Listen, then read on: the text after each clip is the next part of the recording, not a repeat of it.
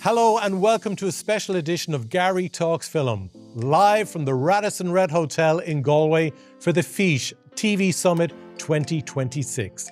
We have a brilliant episode for you this week. I will be chatting to producer Mark Herbert of the phenomenal Netflix show Adolescence. The amount of people that have come up to me, whether it's in a pub in Sheffield or like a football match or a gym or whatever, and gone, oh, you know what, I had a chat with my son, my daughter, teenager, and I did think it helped provoke communication and just saying to people, just ask them, just talk to them, even though it might be an uncomfortable chat. Yeah. I'll also be talking to Galway-born director Mia Mullarkey. Because women are amazing storytellers and have such a deep understanding of human nature, which is really what it is we're trying to talk about. So you really want to bring those voices to the table. And the same with people who are differently able. Like, those lived experiences are so powerful. Like, my role will be keeping the conversation going. Also talking to me in this week's episode is TG Cahir's commissioning editor Proinsias Ghráinne. Apart from language, there's also this identity. People are suddenly questioning about identity. It's not diversity niche. It's not. It's actually identity, whether I am a Sami, whether I'm Australian, with Irish, Spanish, whatever, But joining me first is Galway-born writer and actor Nora-Jane Noone. I had survivors coming up to me, and I was only maybe 18 years old, and I had these people who had lived this experience for real. And there were so many. Getting emotional just remembering it, actually. It was really impactful, and I will always feel incredibly proud about that. Garry Talks Film, kindly supported by Grace on Demand Skillnet and the Rap Commission.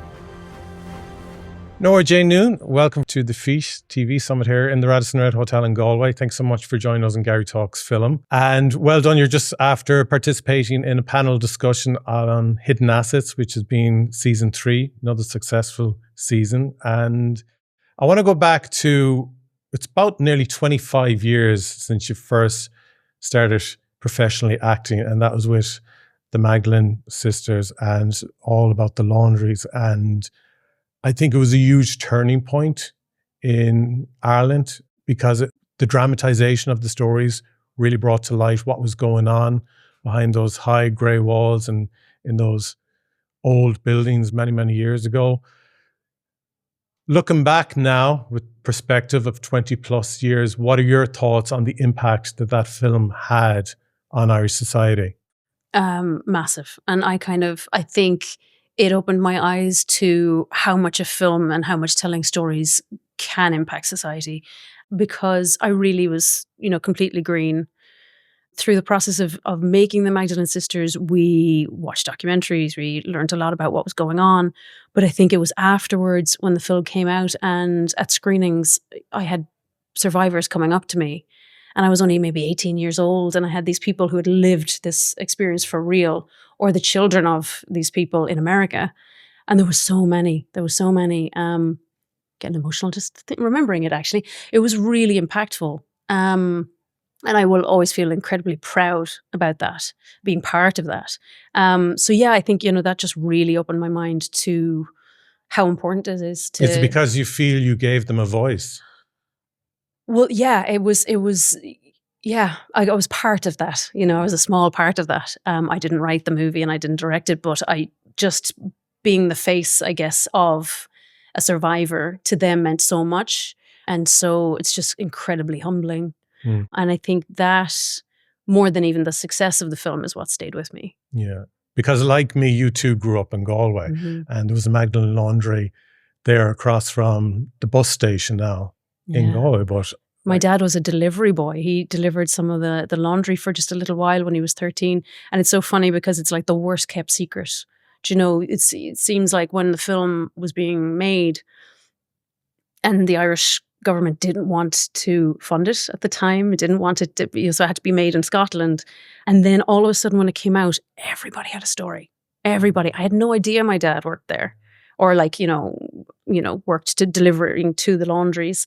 And apparently his grandmother had allowed a girl who escaped from the laundry to kind of hide in her house for a minute and then went out the back, and she kind of went off. They don't know what happened to her after that. But it's really, it was just really wild to me how known it was, and yet how scared people were to really talk about it. Yeah, 100%. Yeah. And your career then started really evolving and, you know, started gaining traction, and you were over in the UK and you started working in television soaps. So you were in Coronation Street and Holby City. Tell me about that period. Like, what was in your head at the time? Where did you want to be taking your career? I think I was just starting out. I was just learning the ropes, because when I did the Magdalene Sisters, I was a complete unknown. I had no idea the kind of practicality in the day in, day out of being an actor.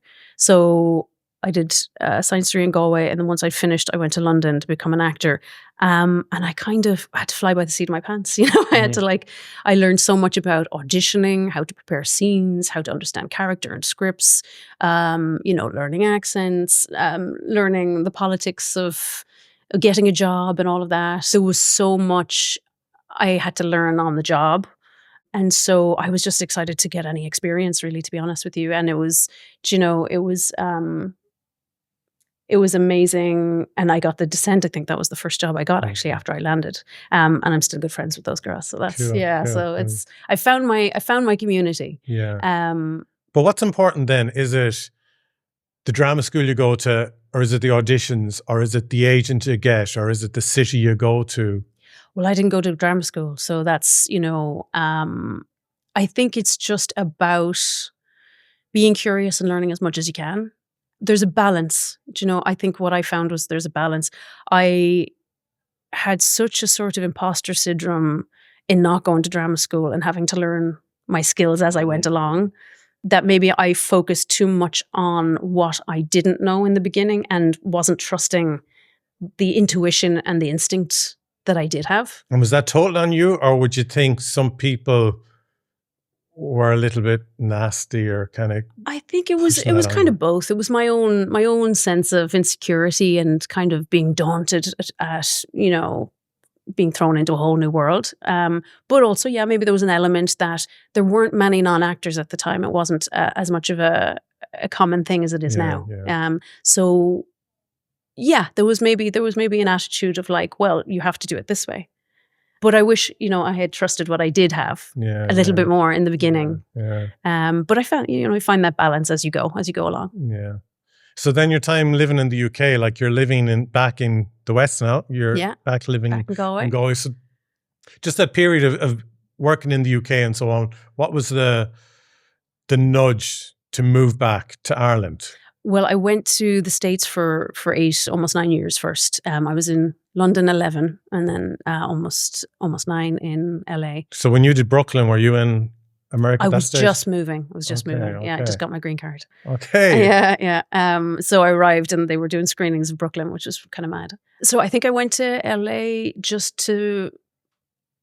I like the idea of the kind of the freedom and the kind of non-apologetic, and the fact that it's a clear slate and you get to kind of maybe do completely different things than what you're known for. Okay. And also it just being a different culture and there being different kind of projects. You can try out all sorts of maybe random things that aren't really being made in Europe. Yeah. So that was really fun. And it was a real education with like pilot season and the kind of boot camp of that. And being Irish, did that help for the American perspective? Yeah. It was definitely, there was more of an enthusiasm about being Irish in LA, which was really nice as well. So you really played on the accent. I had to ham it up, and they were like, you don't sound Irish enough. And I was like, oh, okay. Yeah, so it was great. I think all of those experiences just taught me so much. And then in having a child, and America burning and going crazy, it just made sense. I think from the moment I started thinking about having kids as well, I was thinking about home and thinking about how you would want to raise your child and what you'd want them to be shaped by. Yeah, like a lot of Americans have moved to Ireland in recent times, but even before the administration had changed, a lot of people were getting, like I know people who were concerned about raising young people with the amount of gun violence, for example, taking place, and children having to be trained from an early age of how to hide in lockers when an alarm goes off. And like, was that, do you think, feeding into your subconscious? Yeah, huge. I knew a couple of people whose little kids had been in shootings. They weren't hurt, but like that's California, and you wouldn't expect, LA to have that much gun violence, maybe compared to other parts of the States. But yeah, that was a real wake-up call. Wow. Yeah, and you just think it's not worth it. Yeah. So for someone looking to become an actor now, Ireland is very different to what it was 25 years ago as an industry in both film and television. So you have Ireland, you have the likes of London, you have the likes of the States. Where do you think one, you know, if they've no children, they've no mortgage, they're free to go wherever they want, where do you think they should best position themselves? I think it depends on what you're looking for, you know, and what, you know, style of acting you're interested in. Are you wanting to explore all sorts of things? You know, for me, I love variety. And so I loved doing, because I didn't go to drama school, I did all sorts of different workshops, and there was clowning, you know, there was physical theater workshops. There was all sorts of things that I just found fascinating, and you can kind of patchwork together in your own little toolkit. So I loved that, just having kind of a wide overview that you can pick from and create your own unique sort of process or your own unique perspective. But I do think there's something to be said for having community. And there's lots of amazing places like, you know, Bow Street and Gatey, and places in Ireland that you can have your peers, and then you grow up together, and you always have those connections as you're starting out. Because I have to say, I did miss that in the beginning, you know. So I think just be curious, do as much as you can, seek out the things that really excite you, and try and find your community. So when you read a script then, yes, what screams out for you of, yes, I want to do this project? I guess if it's just something you really resonate with and relate to, and or something unique that you find exciting. So like Hidden Assets, for example, you've done 2 seasons now on that show. Like, what excites you when you read the script and say, yeah, even we say it's coming in season 2, like what excited you and resonated where it's like, okay, yeah, I definitely want to get involved? Well, I think the fact that it's just a really smart international show. And I haven't seen anything like that come out of Ireland before. So that was really exciting. The scope of it, you know, the fact that it could appeal broadly internationally as well. And, you know, the fact that there was so much in the news, so much that was relevant and, you know, really of now about the story as well. Yeah. Yeah, I think when there's a, you know, a true story behind it, I always find it, you know, more interesting or more fascinating. Yeah, brilliant. Yeah. And then TV in general, because we are here at the FÍS Television Summit in Galway, and you've worked on both film and TV, and again, streaming is changing up the whole industry a lot as well, and there's pros and cons to that. Where do you see Irish television now on the global platform? Oh, I think it's just been going from strength to strength every year, you know, making more unique and more kind of cutting edge sort of TV shows. It's growing every year. It's really exciting to see things cross over and go international as well. Yeah. Yeah. And you yourself then finally, like you are looking now to, well, you've been writing for years, but you really want to execute now and start writing and directing. What are you thinking? Short films, features, docs, TV shows? What's the thing that's really pulling you in? Well, yeah, it's been a few years, and I'm just sort of looking for, I guess, schemes and programs that provide mentorship and kind of support and training. Because again, you know, community and collaboration is what I love and what I've done most of all as an actor. And I love the writing. I love diving into a story and getting completely lost in something and creating worlds, which you don't necessarily get to do as an actor. But in the long haul, doing it on your own is, you know, it's a kind of a lonely enough process. And so you will learn so much better and so much quicker when you're getting feedback, when you're getting, you know, bouncing off ideas with people and just guidance. So yeah, I'm just kind of looking for my first step in the door. But I mean, the good thing is you've probably read hundreds of scripts at this stage. That's so what you know I'm hoping. What's good yeah, I'm hoping by isn't. osmosis it's sort of, yeah. Yeah, like naturally I'd say you've built up a structure now, what works and what doesn't work. And I think even an actor writing a script, you know how to make characters more interesting, stand out from the story. Yeah, and just finding, you know, just being able to have the hands-on experience where you get to kind of maybe validate the experience you do have and what you are good at, and get to see that. But you also kind of get to see, you know, where you need to fill in the gaps and where you need to work. And I don't think you ever learn more than just by doing.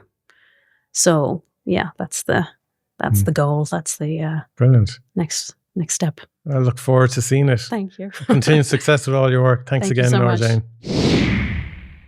Project ní Ghráinne commission editor TG Carr, Fáilte Garry. It's great to have you here. You're here today in the Radisson Red Hotel in Galway for the FÍS Television Summit 2026. And a lot of change happening in the television landscape over the last number of years. So I want to talk to you about that. But firstly, I suppose for someone who's looking to get something made, one thing a commission editor always asks is, you know, what advice, what tips would you give? You made a great statement there in the panel discussion earlier on where when people bring ideas to TG Carr, they try and they might bring a celebrity or someone well-known to the project and say, look, they have some cúpla focal, we'll wing it. And that doesn't work for the Sulala. Can you kind of go and explain a bit deeper really what it is that you're looking for and get rid of that misconception for people? Yeah, first of all, I think TG Carr is looking for what every other broadcaster is looking for in terms of original material. You know, well cast, resonates with the broadest possible audience because we broadcast as Gaeilge, which is a niche. We don't have room for any more niches within that. So everything else has to be quite mainstream. But how to engage that mainstream audience, that's maybe how there's a misconception, and very often, you know, genuinely made by people who don't have a day-to-day connection with the language, that they think you need a celebrity who works in English and Irish and is famous in English to reach audiences. And, you know, would second guess TG Carr's wish that we're, you know, crawling out into the English world of celebrities in order to be relevant, attractive, resonate, any of these things. And the opposite is true. Couldn't be less true that, first of all, there is, you know, I don't know what celebrities we have in Ireland, but we have, you know, a raft of fantastic people who can speak Irish very well. They don't use Irish in their daily lives. They're not known through their Irish. They're known for another skill.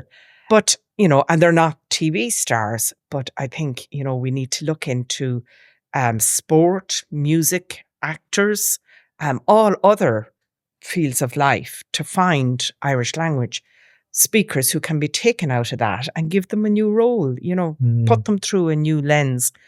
And I spoke about how people second guess what they think we would like, what TG Carr would like. And it's not laziness, but it's kind of a perception that, you know, there's about 10 kind of Irish language speakers who are, you know, top presenters in Ireland. That's, again, not really acquainting themselves enough with the Irish language world.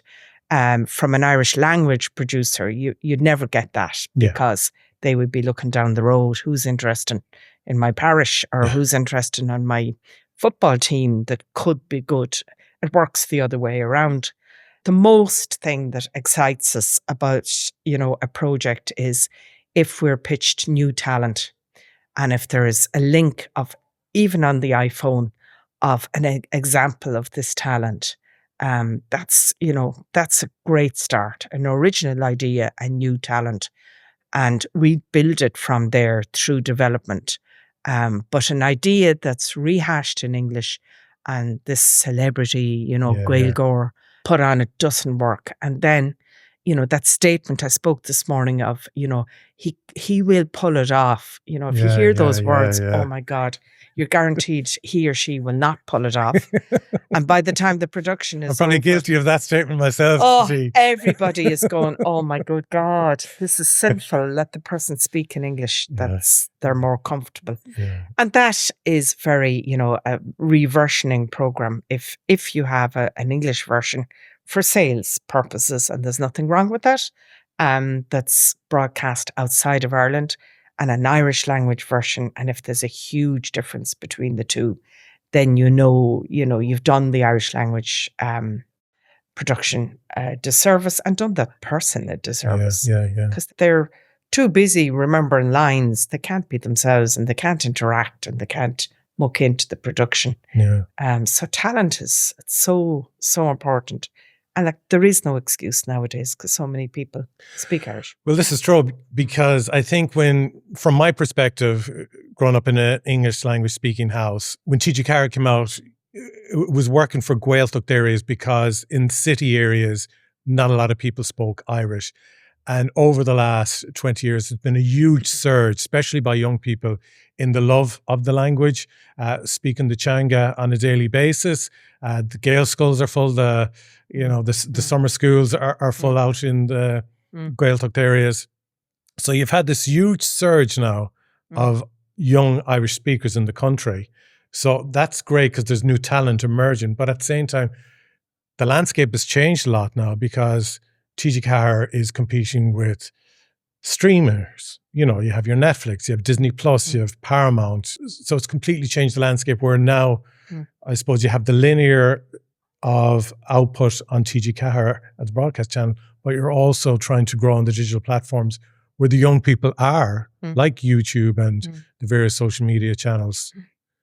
It's difficult. It is difficult, but we have to go back to our remit. Our remit is, first and foremost, to make content for Irish language speakers, for native Irish speakers, and then for speakers of Irish.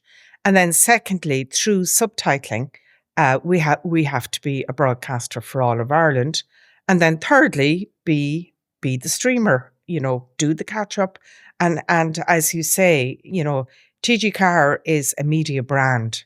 It's a media service. It's not a TV channel anymore. Yeah. And that is a challenge, but it's also, it's an advantage that we're the only kid on the block. We're the only Irish language visual multi-platform service. Yeah. And we're the only ones who have a dedicated, this BBC and I do fantastic work, and RT have great Irish language programs. But as a dedicated service, that's a big advantage, having that gifted to you in a way. And it's how we fill that space. I don't think we will ever compete with English language streamers.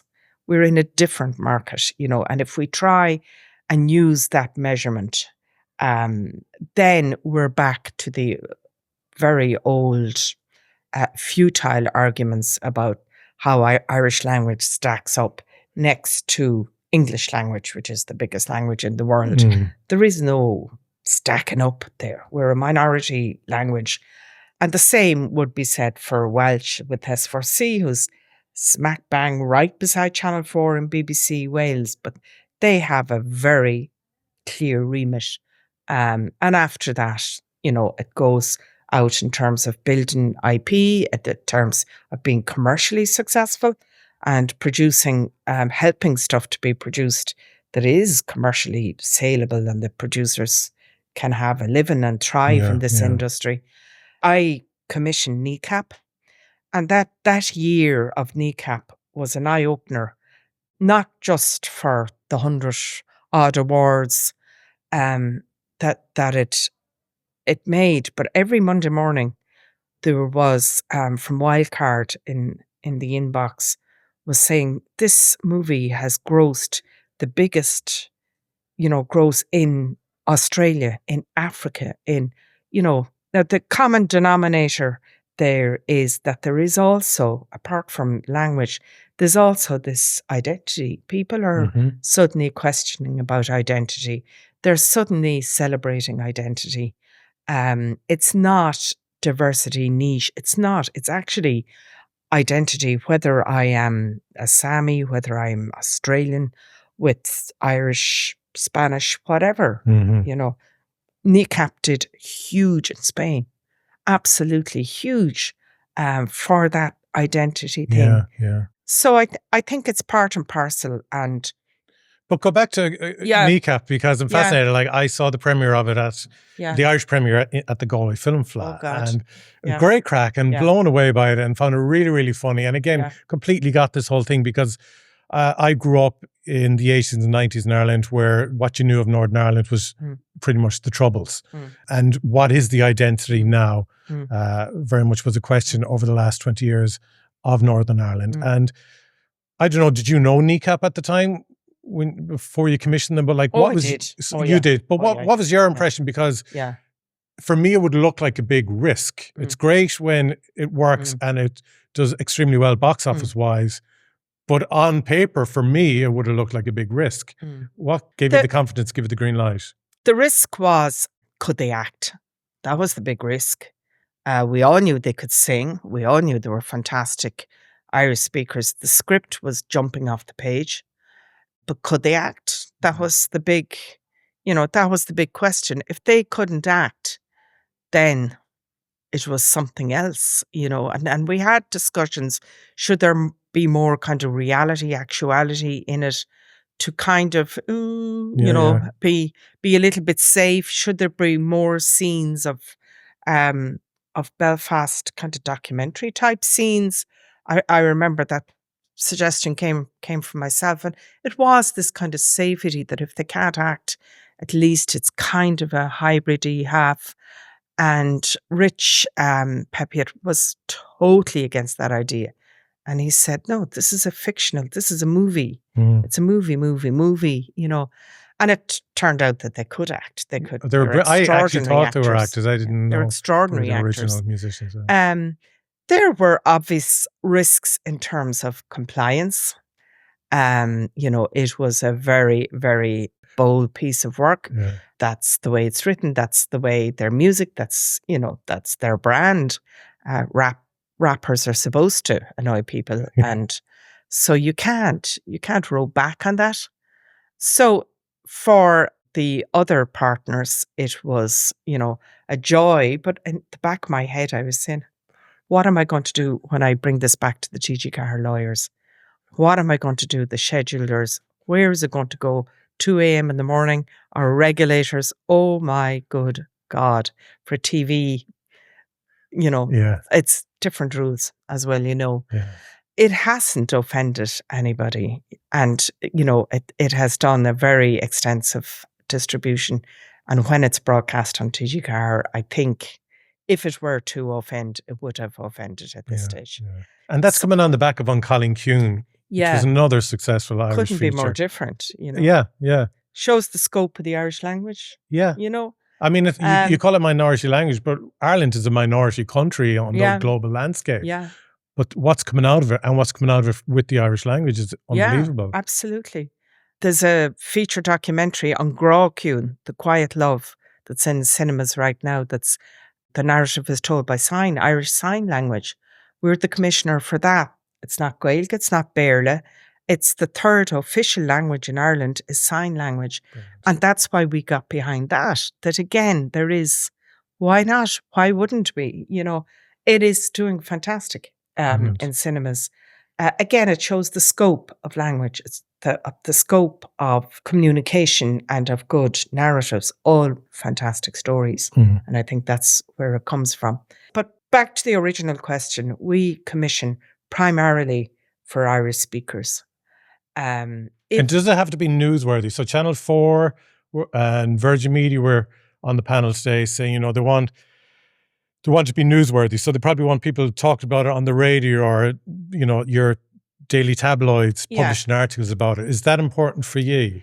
Of course it's important, but not, I don't think we have that huge momentum of newsworthiness as they have in the UK. And that's in terms of fact ent, where you have somebody who strips off and, Love Island. And so that's the newsworthiness. We want to be newsworthy, whether it's stripping off in News Island or that we are, the first to tell a really important social story or political story in Ireland. Yes, we do want to be newsworthy, and we would encourage producers to really think about contemporary in terms of storytelling, not to stop looking back at the past. And if you do, it has to have a contemporary relevance. I think we've spent maybe too long looking at the past, and the stories that are around us, my God, are stranger than anything that has happened in our lifestyles before. And look into your own parish, look, you don't have to go very far to get a very good story very often. Screen Ireland would say to transition into doing the likes of feature films, the first one should build up a track history where you do, for instance, short films, and it gets into festivals and it gets recognition through awards and so on. How does one build up track history to then get commissioned to do a documentary or even a TV series with T.G. Cahir?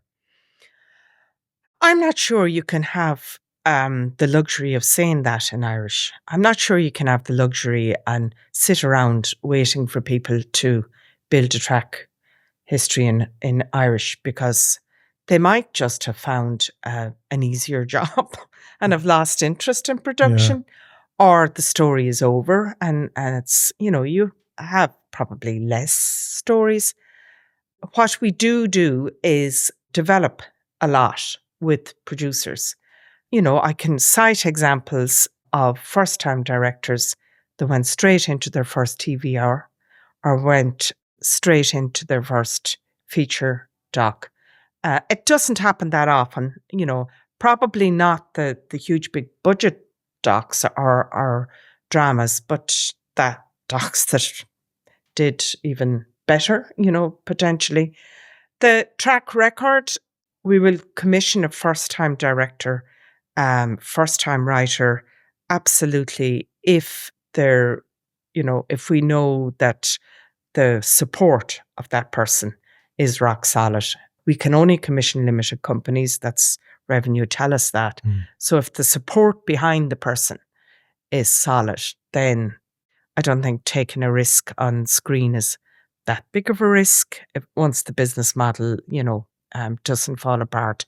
And that's for everyone's sake. And would you expect them to be Gaeil Goras? I think a director should be an Irish speaker. Yeah. I think it's very strange if, something that's quite immersive or observational. I don't know how an English language director can direct in Irish, and I don't know how they expect actors or contributors to deliver, and they're the only Gaeilgeoir in the parish, and everyone else. I don't know. I think it's cruel. I think more often than not, yes, absolutely. Yeah. And the editor, how can you have the rhythm of the story if you don't have the rhythm of the Irish, of the language? We make exceptions, sometimes we do, depending on the story. But we'd always insist that there is an AP or an AD or somebody on set or on location that will guarantee that what has been said is correct. Yeah. Because most of all for the contributor, because they don't want to be, and we all make mistakes. Mm-hmm. It's a continuity role that goes right into post-production. But I think that the director and the editor are the two key roles that should be as Gaeilge. The producer, it's not going to have an effect of what's on screen. And ultimately, we're only worried about the main Irish language worry is what's on screen. But I think development is key. And in fairness, you do open your door to developing ideas with people. Yeah. You're not a closed shop, which is great. Yeah, and we're project driven, which I think that's the best way. There are other initiatives of development for development's sake. I think there is nothing better than a young producer, director, writer, somebody who's never, but really believes in this story and how you get that story made. I think that's the quickest, best development you can have. In terms of what has been broadcast, how many hours, that's irrelevant to T.G. Cahir. It really is irrelevant.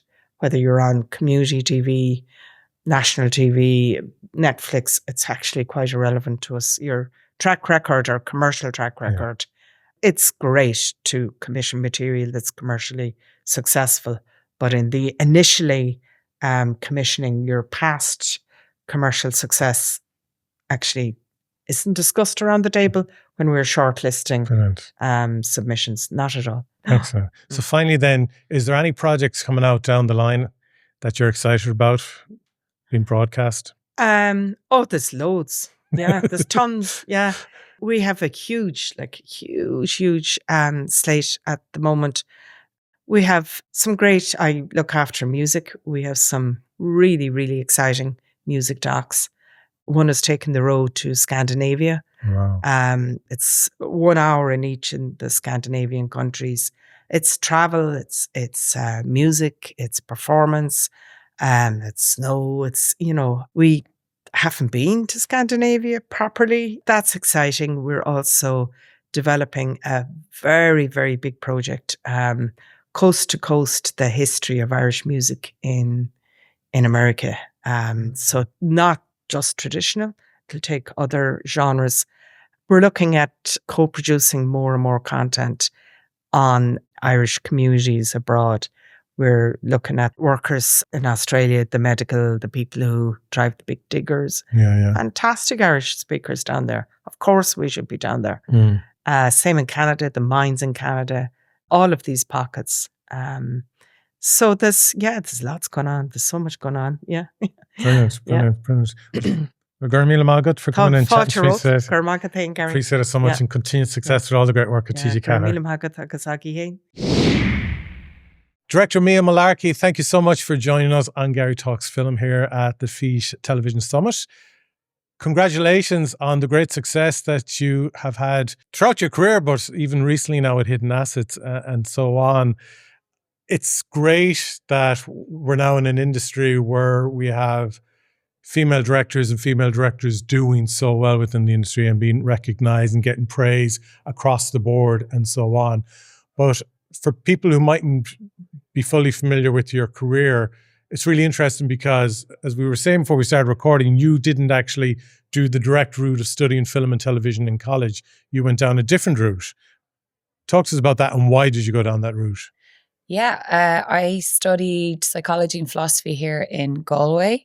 And then I did a conversion diploma and I sort of I studied neuroscience, which I loved. And I also specialized in behaviorism. So I worked with kids with autism for a while, kids with different learning difficulties. And then I pivoted into documentary making. So I kind of used my psychology and neuroscience background. And I set up a production company with Alice McDowell, and we did a lot of sort of neuroscience-oriented documentaries, which was like a great way to sort of learn the art of storytelling and sort of learn, like we would have done a lot of it, just the two of us, producing, writing, directing, editing. We sort of just, doing it all as a small production company. But neuroscience is a form of understanding it to do storytelling was more the interest rather than working in it as a medic, should we say? Oh, yeah. So basically there was like science on screen, grants available, and we were telling sort of biomedical research stories where we would follow a particular patient who's going through a sort of research journey with a brilliant research body that was usually based in Galway. And so one of the stories was about Parkinson's research, another one was about bipolar disorder. So that it was an amazing training ground. It was also just learning the craft of storytelling. And so I did a number of like short documentaries, TV docs and doc series. And when COVID hit, I had always kind of wanted to go into drama. So that was like a perfect opportunity because the whole world was going through this big transition. And so I made my first short drama that came out maybe 2021. And I was very lucky because I had Lenny Abramson as a mentor. So Screen Ireland had opened up this new mentoring scheme. And so I was one of the first to apply. And I had him for a whole year as I was kind of working. And did you say, I want Lenny, and they got him? Yeah. For you? Okay, yeah. love it. Because I've always loved his work. Yeah. I just think his films are fabulous. And you were supposed to list 3 directors and they would give you one. And I just put Lenny down. So I was like, 3 times. Yeah, exactly. I was very persistent. But that was great because I didn't have confidence yet. I'd never really worked with actors, or I'd never really worked with screenwriters. So, and had you done film school as a teenager or anything like that during the summer? Yeah, I did a film course in the Galway Film Centre. What age was I? I was probably like 17 or something. Mm-hmm. But I didn't plan to become a filmmaker by that stage. I went and studied psychology after that and worked in that area. So I think it was after I traveled the world for maybe 2 years doing a lot of work with children. So I'd been working with children from the age of like 17 up to the age of maybe 24. And on one of those trips, it was in Peru. I was working for 4 months with street children, and I borrowed a small camcorder from the Galway Film Centre. It was a really old Banjax thing, so they were like, take it for free, it's fine.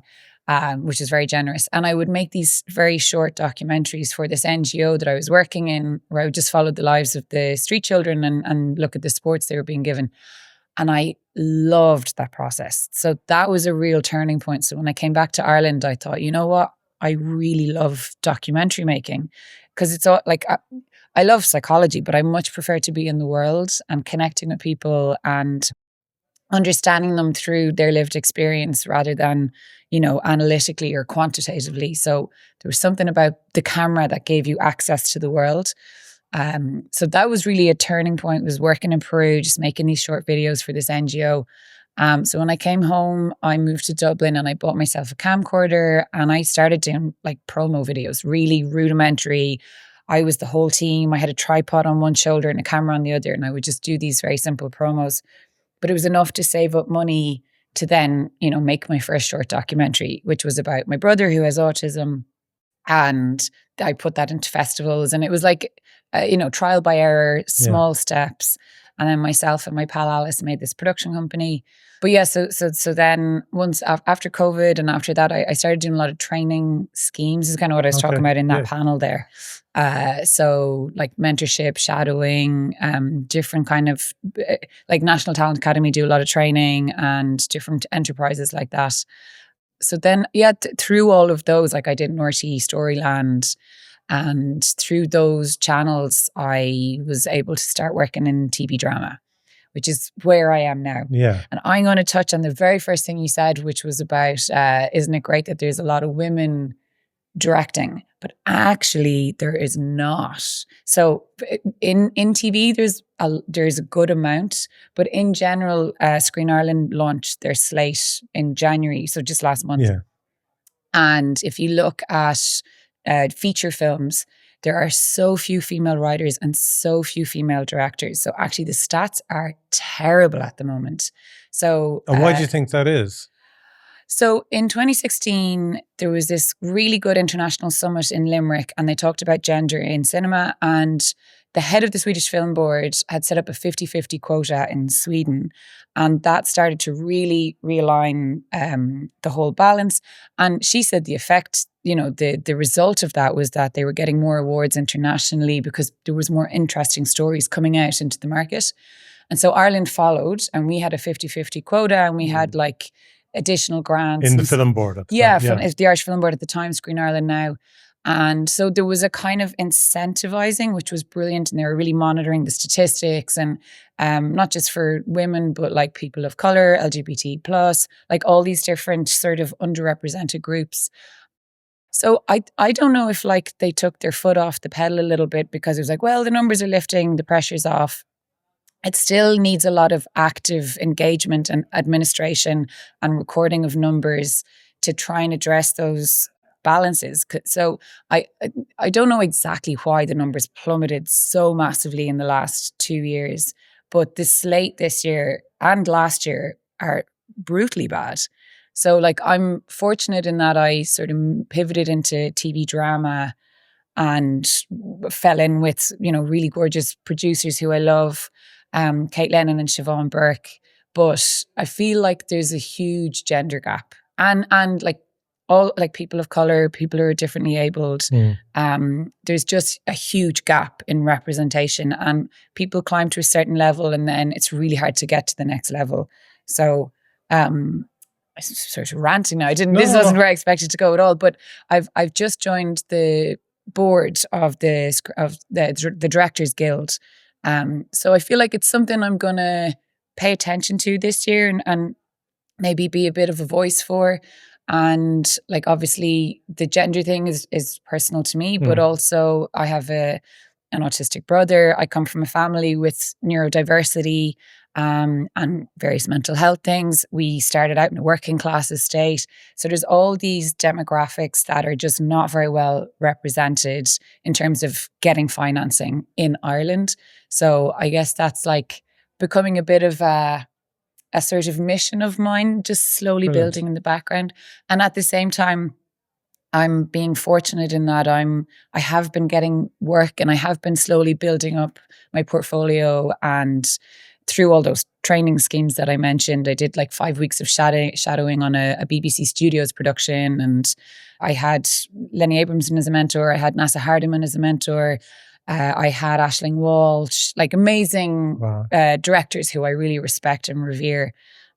So I've been chipping away, which is fantastic, but I'm super aware of glass ceilings as I reach certain places, and it's sort of frustrating or disappointing. So yeah, there's a massive WhatsApp group of like female and female identifying directors, writers, people from the industry.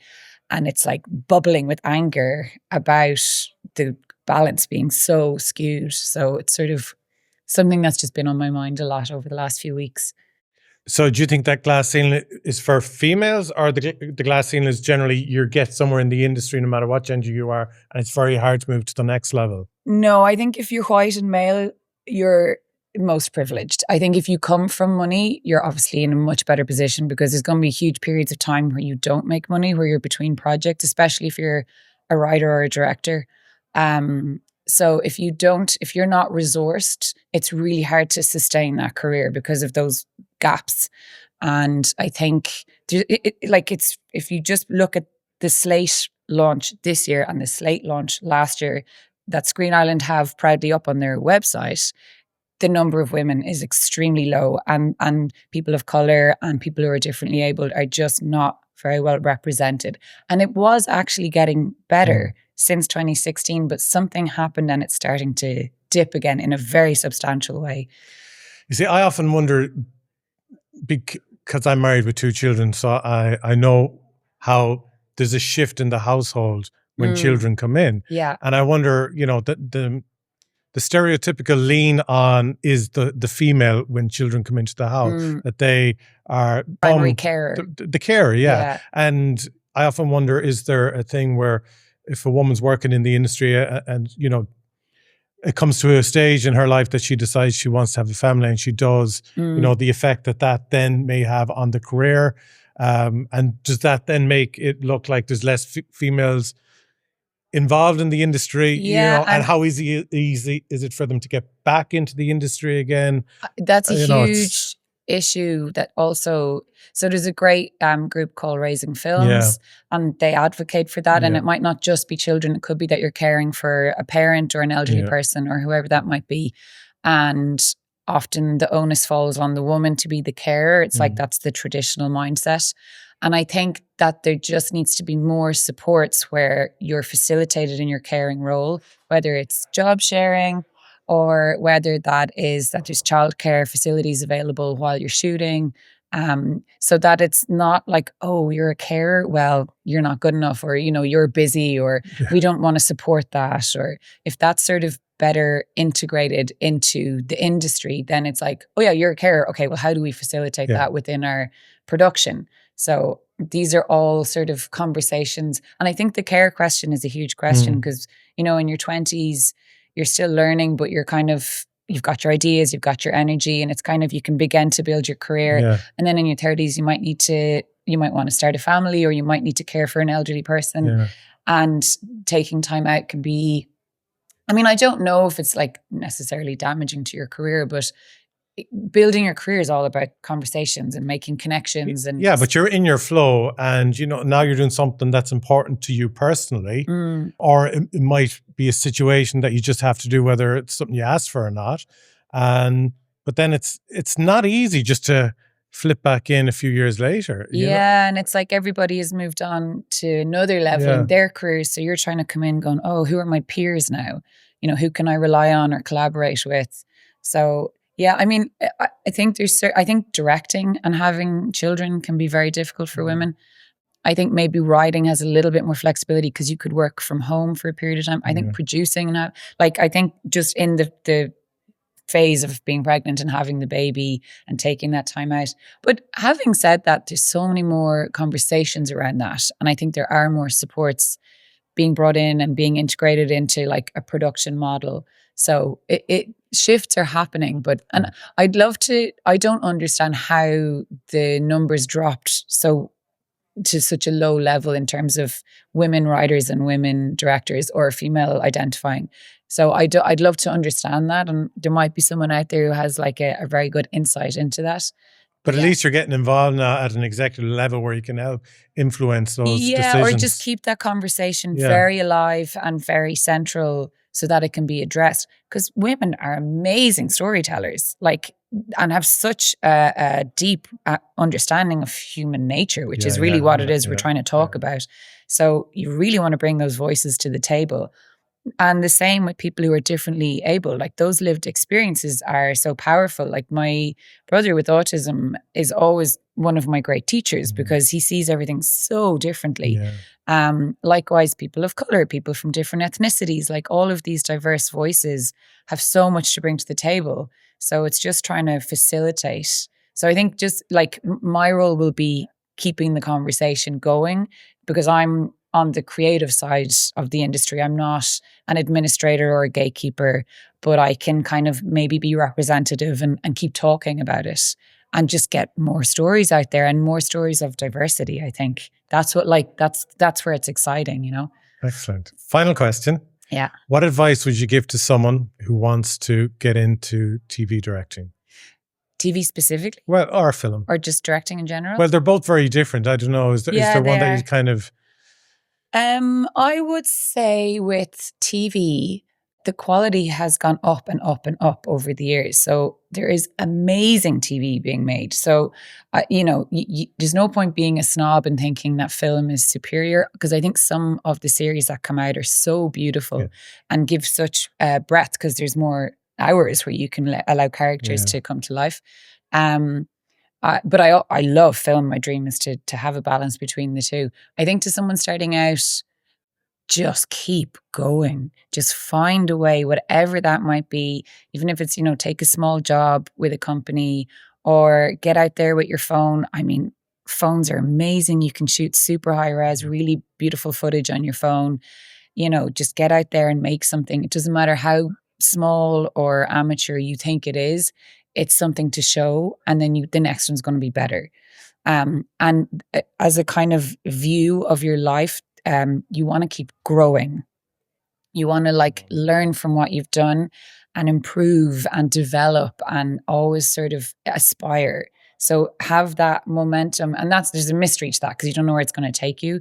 But if that's sort of a goal, that's really powerful then because it keeps pulling you. So there you go. There's a few little nuggets. Brilliant. Mia, that was one of the most wonderful conversations I've had. Thank you so much. Fabulous. Thank you. And continued success with all your work. Brilliant. Thanks a million. Mark Herbert, CEO and founder of Warp Films. Thanks so much for joining us in Garry Talks Film.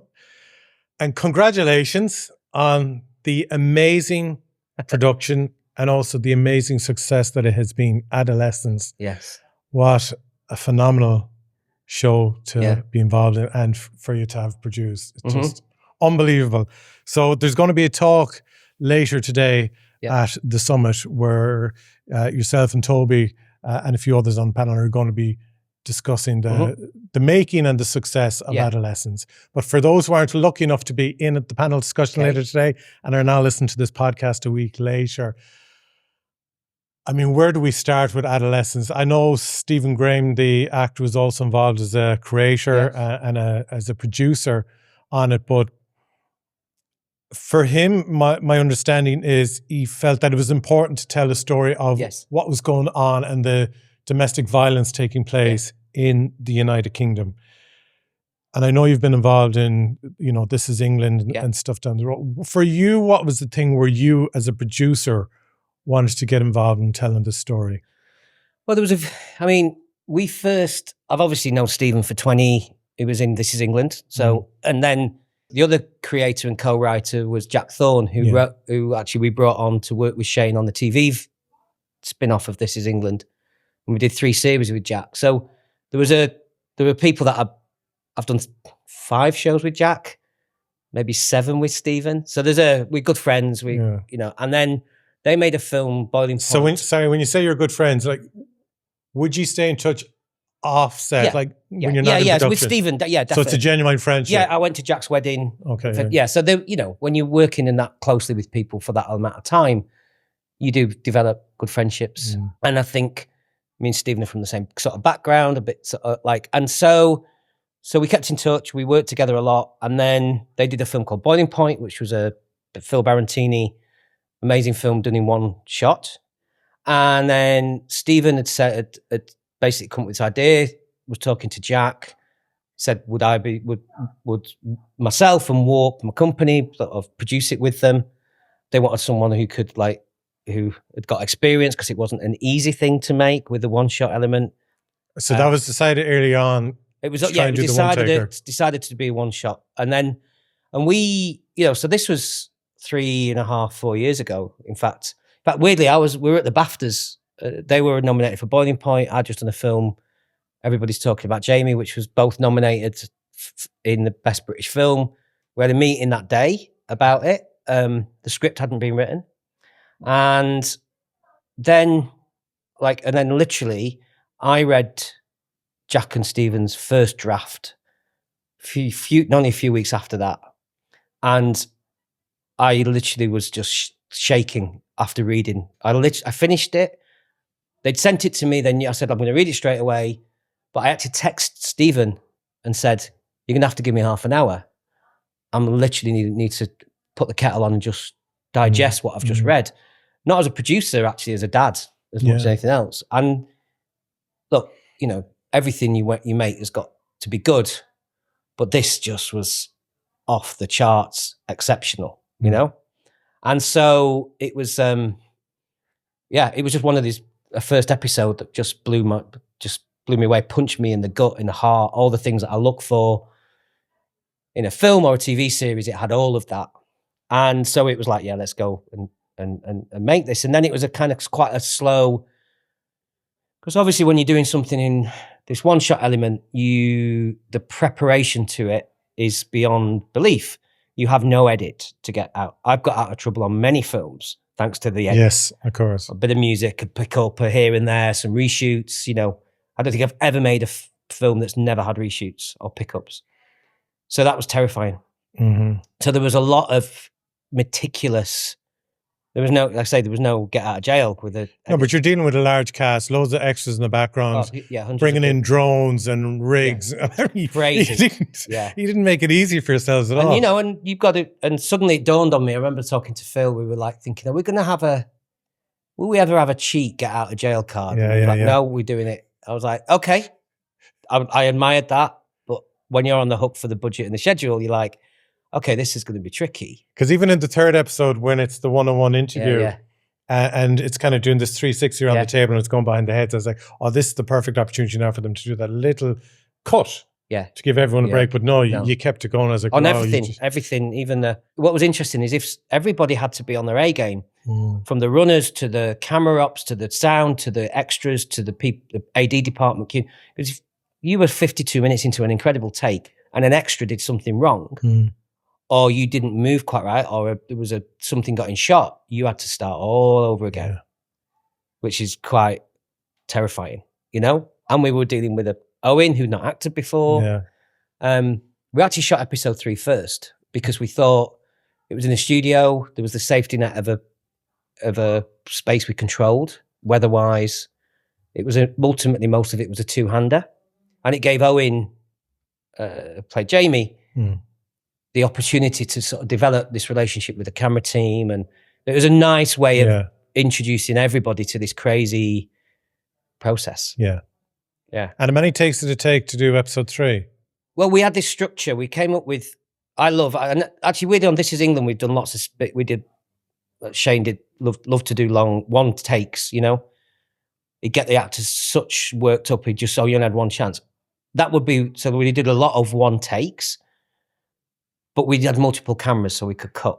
You know, and I'd worked on like 71, a film that we did, had this sort of like real-time element, and a lot of stuff I've done has been handheld, and the cameras, I like the way the cameras moving has always been part of our thing, often. So it took us a while to really, with my team, to meticulously plan the best way. So what we decided to do is we did each episode was 3 weeks. So what we would do in that 3 weeks, we would rehearse with the actors, and we'd almost break it down into little 10-minute sections. So we'd do the bit up to the arrest, or the bit this, and then we'd move and do this bit. And we just literally did that, honing it in, and you would notice things were not quite rhythmically right, that you might tighten up in an edit. So Jack, the writer, was there, Stephen was there, we'd tweak. And then week 2, we would do what we call a technical rehearsal, where we would bring all the camera and the thing, and we would literally, we'd started off on Monday, literally walking it through. By the middle of the week, we brought the extras in, and we would just be, almost like so it became muscle memory. So the actors knew what they were doing, and the crew had to know where the camera was moving, where the boom should be, and all this. And we did that, and we reviewed we filmed those, and so we could look at them and go, like you would do in an edit, you go out, they're walking down a corridor, and that's too long, and you just cut them, but you couldn't do that because it was a one shot. So we would be constantly tweaking it, like move. And then the 3rd week we would shoot, and we would shoot a take in the morning, and we would shoot a break for lunch and have a take in the afternoon. And the kind of rule of thumb was if something went wrong in the first 20 minutes, we'd reset. But if it went beyond longer than that, because we were doing them with kids and their hours and stuff, you know, we had to just, but what we decided to do, which was really interesting, is we just carried on. So even if someone made a mistake, a line or a technical fault, we just carry on, because then it became this muscle memory, if you like. So, and interestingly, all the afternoon takes were always the best. It was interesting. Yeah. And each episode had a different rhythm. And if, we'll say, an actor fluffed a line and improvised and it worked, would that have ended up in the final take? Yeah, there was a couple of bits, like the episode 3 that you did, there's a bit where actually what was quite nice is Owen was tired and he had a little bit of a cough. But weirdly, somehow that tiredness helped the performance. And there was a couple of bits that, so it was, the scripts were tight, you know, we couldn't improvise too much. Yeah. Because this is why we'd been working it out so meticulously for days. Almost every beat was like, every second was accounted for. But obviously there were times that, like, there were bits where, like, there was one day we were in the studio and we were in the police station studio and the lights went out, right? And Faye, who played one of the detective, he went, "Oh, they never play the electric bill." Okay. And they came back on again. And had that been the only good take, we might have had to use it. ADR was helpful, because obviously when you're using mics, the boom's not always in the right position. Yeah. So we did, sometimes you have... They're mic'd underneath. They're mic'd, so you might have a crackly bit of mic, especially on the school stuff. So we could, and because you are doing it in one camera, one take, there was often where you would just you couldn't see their lips, so you might just ADR that bits in. Okay, yeah. But ultimately it was like theatre. Yeah, it was, yeah. And just adding in the layers and so on.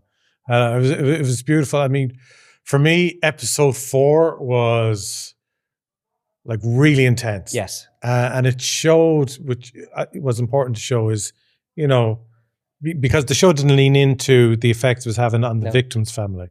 It was the effect it was having on the family. The family, yeah. And what one person caused to their own family. Yes. And yeah, there's so many elements in that. And I don't think, it's great for me to say, looking at it afterwards, but I couldn't see it working better. Shot, multicam, cut to different, like it was the intensity of this ongoing thing that made it so real. Well, you can't look away. Yeah. There's no break. Yeah. So you are in it. And somehow by being in and not cutting and not being able to like sometimes breathe, or like it gave you this immediacy.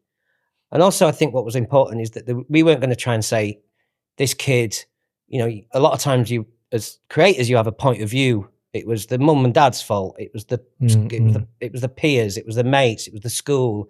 We tried to show 4 moments in time over that, and that from the arrest episode to that episode 4 was 13 months in story time.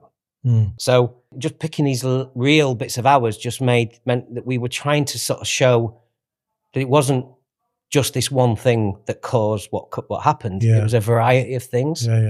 And that was a conscious thing. But also what was interesting, because when you do things like that, you can sometimes feel it's gimmicky.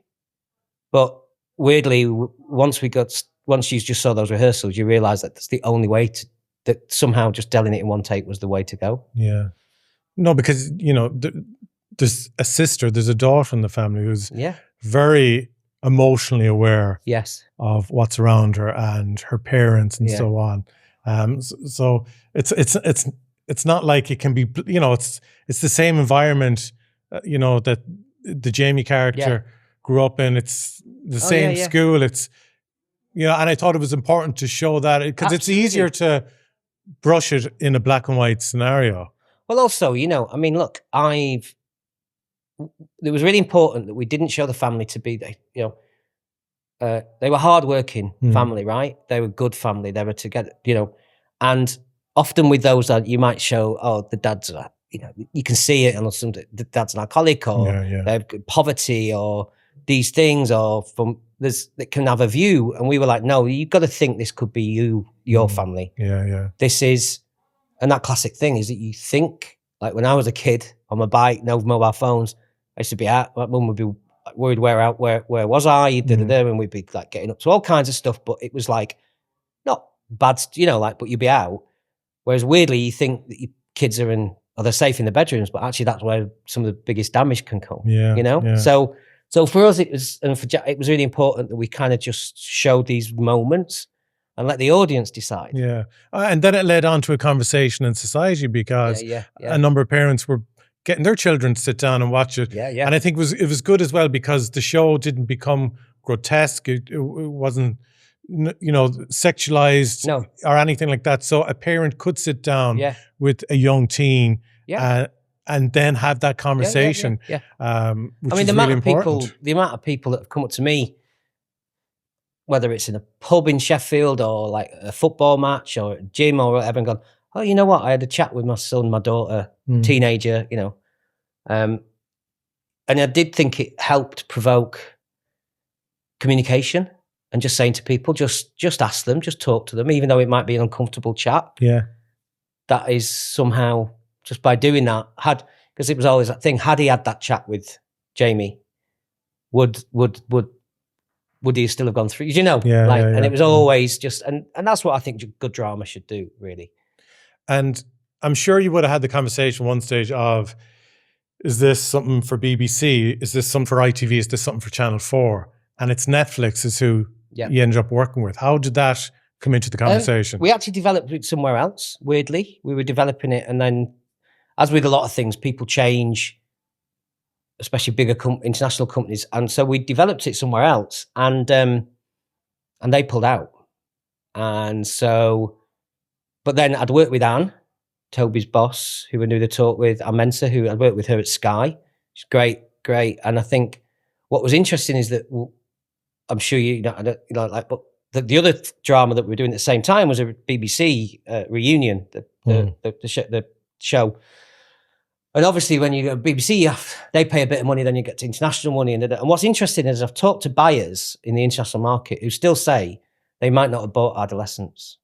So we need, because even though it wasn't a massively expensive show, but because we had to do that meticulous rehearsal and every extra had to be in every day, it actually, the costs was more expensive than just doing it conventionally by about 30%. So what we needed with Netflix was just and they did exactly what I did. They read that first script and they were in. I mean, they literally, we pitched it to them just before Christmas. I got a call 3 days before Christmas saying, nice, we're going to go for it. And did you have to bring Plan B in to No, get the Plan Netflix B had already conversation? been in. So Plan B were in from so Stephen had worked with Brad before and started. I like how you say Stephen had just worked with Brad before. And so I think they were having conversations about the idea of the love boiling point. Have you done a one shot? Have you tried doing this one? You know, and then so alongside the conversations I'm having with Stephen, I think Phil and Stephen had a chat with Plan B, and it was like, and then we just all just worked together on it, you know, and we just pulled together everybody's skills, contacts. That was 6 months after that meeting we were shooting. It's brilliant. Still not even a year ago today. We were still finishing at 4. That is crazy. Mad, isn't it? And the effect it's had. Yeah.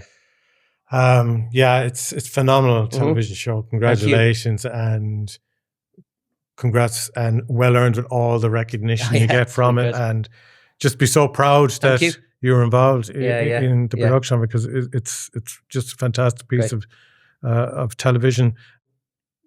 And you're not resting on your laurels. You're getting involved in another production shortly again. Yeah. We can't say anything about it yet, but we're in development. You know, and I've got to deal, like Stephen's got a company, Matriarch, with his wife, Hannah, who's a brilliant producer. We've known them for years, and we have a development deal with them. So I'm working on another thing with Jack. You know, like this isn't, like I said, this isn't a one-off. It's kind of 20 years of working with these people, you know. And so we're carrying on doing somewhat. I mean, there's not going to be an Adolescence 2. Yeah, of course.